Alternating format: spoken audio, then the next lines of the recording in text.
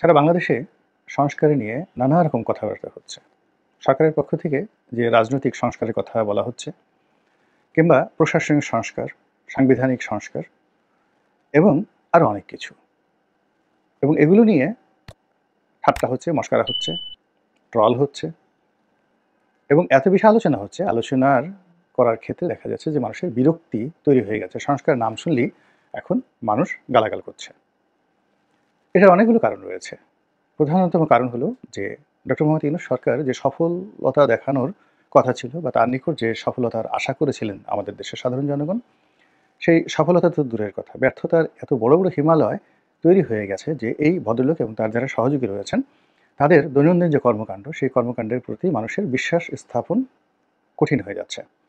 এখন যেখানে আপনার প্রতি আমার সাধারণ বিশ্বাস নেই, অর্থাৎ আপনার যে দৈনন্দিন কর্মকাণ্ড, আপনি যা কিছু করছেন সেখানে আপনার খাওয়া দাওয়া, গোসল, ঘুম, পায়খানা, প্রস্রাব থেকে শুরু করে অন্য যে সকল সামাজিক রাজনৈতিক কর্মকাণ্ড রয়েছে, দৈনন্দিন ডে টু ডে ওয়ার্ক, আমার যদি বিশ্বাস হয় যে এই লোকটি এই কাজগুলো ঠিকমতো করতে পারছে না, তার সমস্যা হচ্ছে, এই লোকের কোষ্ঠকাঠিন্য আছে, এই লোকের পেট খারাপ আছে, এই লোকের সর্দি আছে, তারপর এই লোক ভালো করে রান্না করতে পারে না, এই লোক ঠিকমতো খাবার দিতে পারে না, এই লোক ঠিকমতো অফিস যেতে পারে না, ঠিকমতো কলম দিয়ে সিগনেচার করতে পারে না, যা বলি তা শুনে না, আকাশের দিকে তাকিয়ে থাকে, আবার যা শুনে তা বোঝে না, যা বোঝে তা করে না, যা করে তা ঠিকমতো আউটপুট দিতে পারে না। তো এরকম যদি আপনার কারো প্রতি বিশ্বাস শুরু হয় বা আপনি প্রমাণ পান যে এই লোকটি এরকমই, আর সে আপনাকে বড় স্বপ্ন দেখালো যে তোমাকে একটা জান্নাত দিয়ে দেবো, তারপরে তোমাকে এরকম একটা, যাকে বলা হয়, জায়গাতে আমি নিয়ে যাব, সেই নিয়ে যাব যেটা একেবারে পরিস্থান বা জিনের দেশ হবে, যেখানে আর তুমি যা চাইবে তাই পাবে। তো আপনি তাকিয়ে দেখলেন যে লোকটার একটি সাইকেল আছে, সাইকেলের টায়ার আছে তো পাম্প নেই, পাম্প আছে তো চেন জং ধরা, ইত্যাদি অনেক কিছু। আপনি কোনো অবস্থাতেই এই কথায় বিশ্বাস করবেন না। তো আমি এটা রুফু করতে বললাম এই কথাগুলো, কিন্তু বাস্তবতা হলো যে ডক্টর মোহাম্মদ ইউনূস এবং তার যারা সহযোগী রয়েছেন তাদের কতগুলো দৈনন্দিন কর্মকাণ্ড রয়েছে। সেই কর্মকাণ্ডের মধ্যে প্রধানতম কর্মকাণ্ড হলো যে দেশের আইন শৃঙ্খলা ঠিক করা, তারপর জনমনে বিশ্বাস এবং আস্থা অর্জন করা এবং জনগণকে আশ্বস্ত করা যে তারা নিরাপদে আছে, সুখে আছে, শান্তিতে আছে। এবং সর্বোপরি আরেকটি বিষয় খুবই গুরুত্বপূর্ণ যে পতিত স্বৈরাচার বলে যাকে গালি দেওয়া হচ্ছে, শেখ হাসিনা অর্থাৎ আওয়ামী লীগ সরকার, তাদের তুলনায় বর্তমান যারা আছেন তারা অনেক অনেক গুণে ভালো করছেন। তো সেই ভালো করার কোনো ধারের কাছে আমরা যেতে পারছি না। সবগুলো ক্ষেত্রেই শুধু হতাশা, হতাশা, হতাশা। আর এর ফলে কি হচ্ছে? হতাশা থেকে মানুষের ভয় তৈরি হচ্ছে। কি হবে আগামীতে? ব্যবসা-বাণিজ্যের কি হবে? চাকরি-বাকরির কি হবে? বদলি তদবিরের কি হবে? কন্ট্রাক্টরের কি হবে? দেশের অবস্থা কি হবে? মন্ত্রী এমপি আদৌ হওয়া হবে তো? কোন দল ক্ষমতায় আসবে? আদৌ নির্বাচন হবে কিনা? এই সকল নানা রকম সমস্যা, ঝুঁকি, ঝামেলা একেবারে বাংলাদেশের মানুষের মাথার উপর বিরাট বোঝা হয়ে দেখা দিয়েছে। তো এই সকল যে কথাবার্তা, তার সঙ্গে যদি আপনি সংস্কার শব্দটি আবার জুড়ে দেন, সঙ্গতির কারণে যেকোনো মানুষ এটার উপর আস্থা রাখতে পারে না। কিন্তু তারপরেও সংস্কার যে হচ্ছে না তা নয়, সংস্কার হচ্ছে, সংস্কার হতে হবে এবং যে যার মতো করে সংস্কার করার চেষ্টা করছে। যেমন দেখলাম জামায়াত ইসলামী অনেক বিষয়ে সংস্কার করেছে, তারা আধুনিক রাজনীতি করার চেষ্টা করেছে, আবার তাদেরকে অনুসরণ করে, অনুকরণ করে বিএনপি অনেক কাজ করেছে বা শুরু করেছে। যেমন জামাত সারা বাংলাদেশে ছুটোছুটি করছে, সম্মেলন করছে, ওয়াজ মাহফিল করছে। তারপরে তাদের ওয়াজ মাহফিলের আগে তারা বিভিন্ন রকম আনুষ্ঠানিকতা করছে এবং মানুষের সাথে একটা সম্পর্ক স্থাপন করার চেষ্টা করছে, হাদিয়া আদায় করছে। যেমন ধরুন, এক জায়গাতে বলে একটা ওয়াজ হচ্ছে, এখন সবাই গেল, বিনামূল্যের জিনিসের কোনো দাম থাকে না, এজন্য তারা কি করে, সেই চাদর পেতে দেয়, বালতি পাতে, বাক্স পাতে, মানুষের দ্বারে দ্বারে যায়, স্লিপ দেয় এবং ওয়াজের জন্য তারা হাদিয়া গ্রহণ করে। এটার দুটো সুবিধা। প্রথম সুবিধা হলো যে অর্থনৈতিক চাপটা কেন্দ্রীয় জামাতের উপর পড়ে না, স্থানীয়ভাবে সেটা সংগ্রহ করা হয়। আর দ্বিতীয় যে ঘটনাটি ঘটে, যারা টাকা দেয় তারা ওই টাকার মায়ায় হলেও ওয়াজ শুনতে আসে এবং তাদের একটা মমত্ববোধ কাজ করে এই সংগঠনটির প্রতি। তো এই কাজটি আবার বিএনপি শুরু করেছে। এখন বিএনপি হয়তো ওইভাবে হাদিয়া তুলতে পারছে না।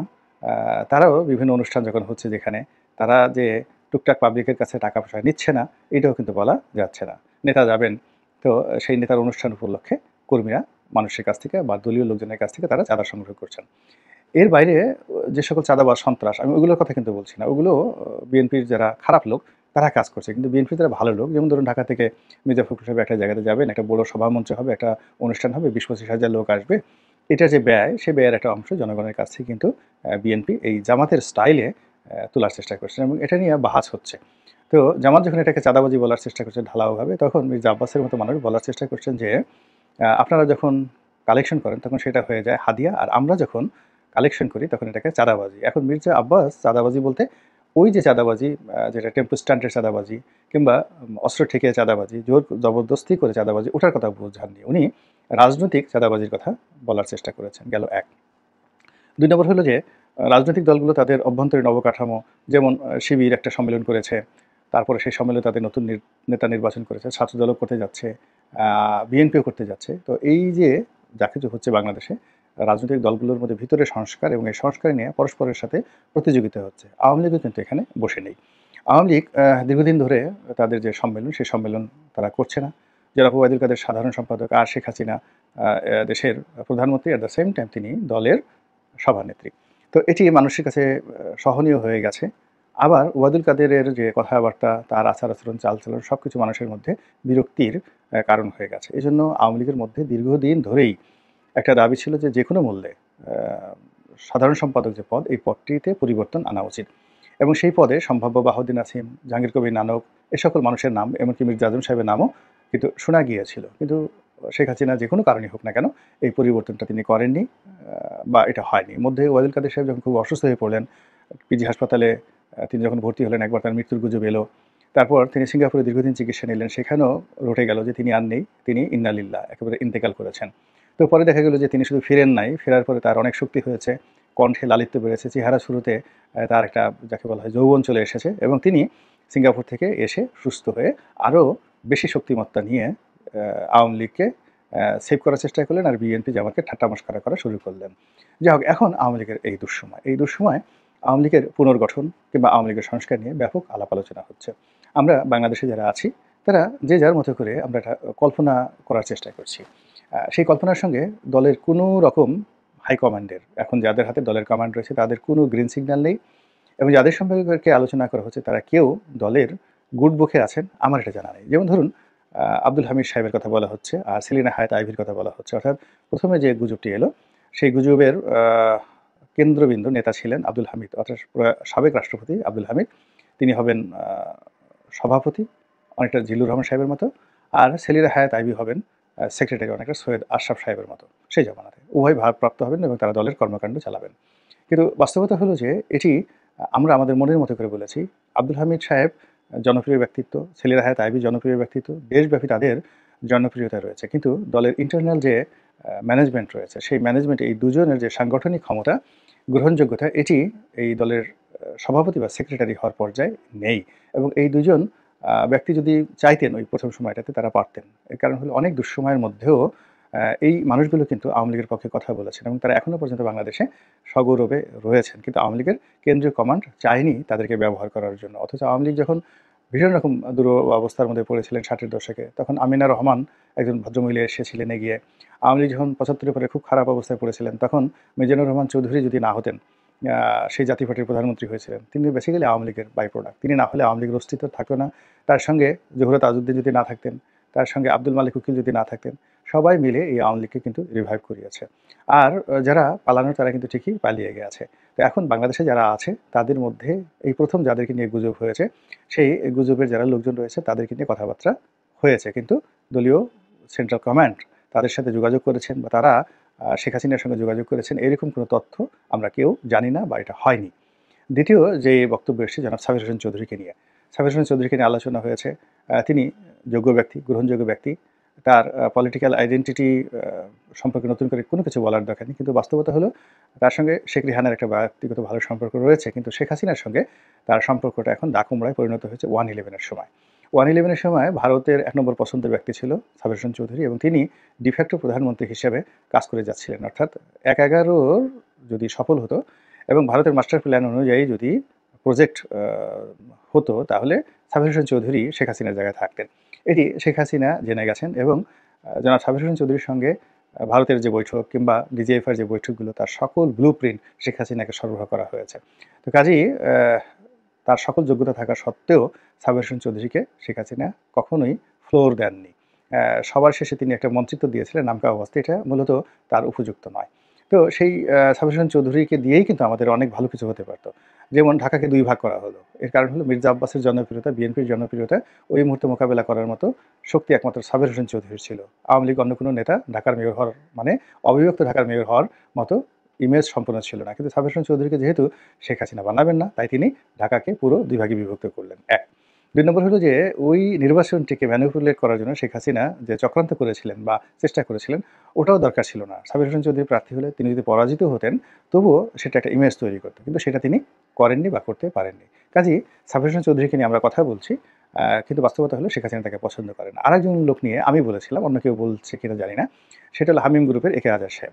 তো একে আজাদ সাহেবের সঙ্গে আমার যে রাজনৈতিক প্রতিদ্বন্দ্বিতা ছিল, অর্থাৎ আমি ২০০১ সনে যখন প্রথম এমপি প্রার্থী হিসেবে মাঠে যাই, তখন সেখানে আমার নিকটতম প্রতিদ্বন্দ্বী হিসেবে আমি জনাব একে আজাদকে পাই। উনি সেই যাকে বলা হয় হামিম গ্রুপের মালিক, সমকালের মালিক, যথেষ্ট মেধাবী, যোগ্যতা সম্পন্ন এবং জীবনের সফলতম মানুষ। তার নেতিবাচক কোনো জিনিস আমি দেখিনি। আমি তার পিছনে, তার সাথে, তার সামনে সব দিক থেকে আমার সঙ্গে তার প্রতিযোগিতা হয়েছে।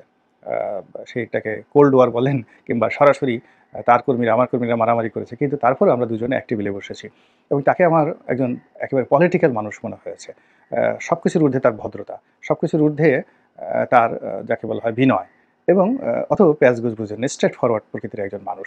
তো এই মানুষটি সেই ২০০১ সনে আমি মনোনয়ন পেলাম, পরবর্তীতে ২০০৯ সনে কিন্তু উনি পাননি। অথচ তার না পাওয়ার কোনো কারণ ছিল না। তিনি আওয়ামী লীগের দুঃসময়ে অনেককেই সাহায্য করেছেন। ফরিদপুর আওয়ামী লীগের উপর তার অনেক যাকে বলে অবদান রয়েছে। শেখ হাসিনাকেও তিনি অনেক টাকা-পয়সা দিয়েছেন। দলের অন্যান্য প্রোগ্রামেও তিনি টাকা-পয়সা দিয়েছেন। এটা সত্য কথা। কিন্তু কেন জানি তাকে শেখ হাসিনা পছন্দ করেন না।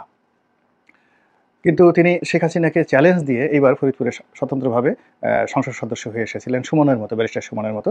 তো আমি ধারণা করেছিলাম যে শেখ হাসিনা তাকে কাছে ডেকে নেবে এবং তাকে সম্মিলিত বিরোধী দলের নেতা করবে। কিন্তু আসলে সেটা হয়নি। এর কারণ হলো শেখ হাসিনার একটা ইগো আছে। একবার যদি কাউকে পছন্দ করেন, তাকে সালমান এফ রহমানের মতো একদম মৃত্যু পর্যন্ত পছন্দ করবেন। আর যদি কাউকে অপছন্দ করেন, তাহলে তাকে সাবির হোসেন চৌধুরীর মতো একেবারে কবর পর্যন্ত তাকে অপছন্দ করতে থাকবেন। তো জনাব একে আজাদ যোগ্যতা থাকা সত্ত্বেও তার সঙ্গে কারো যোগাযোগ হয়েছে আওয়ামী লীগের, এটা আমার জানা নেই। অথচ সাবির হোসেন চৌধুরী এবং একে আজাদ যদি এই মুহূর্তে আসতেন, সেটাও একটা কিন্তু ভালো জুটি হতে পারত। এবং এটি যে প্রেসিডেন্ট সেক্রেটারি হতে হবে, নট লাইক দ্যাট। এই সময় আওয়ামী লীগের যে ফরমেশন, সেই ফরমেশনে সেলিনা হায়াৎ আইভী, আব্দুল হামিদ চৌধুরী বা এই যে একে আজাদ সাহেব, সাবির হোসেন চৌধুরী, এই ৪টি নাম আমি বললাম। এই ৪টি নাম যদি আপনি গ্রহণ করেন, তার সঙ্গে আরও কয়েকজন ব্যক্তি, যেমন ধরেন ব্যারিস্টার মেজর রফিকুল ইসলাম বীর উত্তম, সেই সাবেক স্বরাষ্ট্রমন্ত্রী। মানে এর যে বর্ণাঢ্য রাজনৈতিক জীবন, মিলিটারি লাইফ, কোথাও দুর্নীতি বলে কোনো জিনিস নেই। এলাকাতে প্রচণ্ড জনপ্রিয়। তার ঘোরতর শত্রুও তাকে বলতে পারবে না যে তিনি কাউকে আঘাত করেছেন। তো সেই মানুষটিকে ব্যবহার করা যেতে পারে। আবার ওই যে একজন রয়েছেন সুনামগঞ্জের একজন সৎ মানুষ রয়েছেন, মান্নান সাহেব, এম এ মান্নান সাহেব রয়েছেন। তারপর উত্তরবঙ্গে আছেন শহীদুজ্জামান সরকার সাহেব রয়েছেন। এরকম অনেকে আছেন। এমনকি ধরেন সমর রেজাউল করিম মন্ত্রী ছিলেন, দুর্নীতি দমন কমিশন তার বিরুদ্ধে মামলা দিয়েছে। এগুলো প্রশ্ন সাপেক্ষ ব্যাপার। কিন্তু তাদের একটা সামাজিক মর্যাদা রয়েছে, গ্রহণযোগ্যতা রয়েছে এবং অন্তর্নিহিত কতগুলো যোগ্যতা রয়েছে। তিনি সুপ্রিম কোর্ট বার কাউন্সিলের সেক্রেটারি ছিলেন, খুব বড় লয়ার ছিলেন এবং আমার খুব একদম পরিচিত লোক এবং তিনি প্রতি মাসে লক্ষ নয়, কোটি টাকা ইনকাম করতেন শুধুমাত্র আইন পেশা থেকে। তার আইনের পেশাটা ওই পর্যায়ে তিনি নিয়ে গিয়েছিলেন এবং সেখান থেকে তিনি আওয়ামী লীগের রাজনীতিতে ঢুকেছেন, আওয়ামী লীগের আইন বিষয়ক সম্পাদক হয়েছেন, এমপি হয়েছেন, মন্ত্রী হয়েছেন। আমি তখনই তাকে বলেছিলাম যে, "আপনার সর্বনাশ হয়ে যাচ্ছে। You will lost everything. আপনার সব কিছু হারাবেন।" আমি আমার নিজের উদাহরণ দিয়ে বললাম যে, "দেখুন, আমি যে বিল্ডিংয়ে আমাদের অফিস, সমর রেজাউল করিমের অফিস, আমার অফিস একই বিল্ডিংয়ে। আমরা ৯৭ সনে এখানে এসেছি এবং এই বিল্ডিংয়ে যখন এসেছি, এই বিল্ডিংয়ের সবচেয়ে বড় ব্যবসায়ী ছিলাম আমি। এবং শুধু এই বিল্ডিংয়ের ব্যবসায়ী নয়, আমি যে ব্যবসাগুলো করতাম পুরো বাংলাদেশের ট্রেড অ্যান্ড কমার্সের সেই সেক্টরে আমার একটা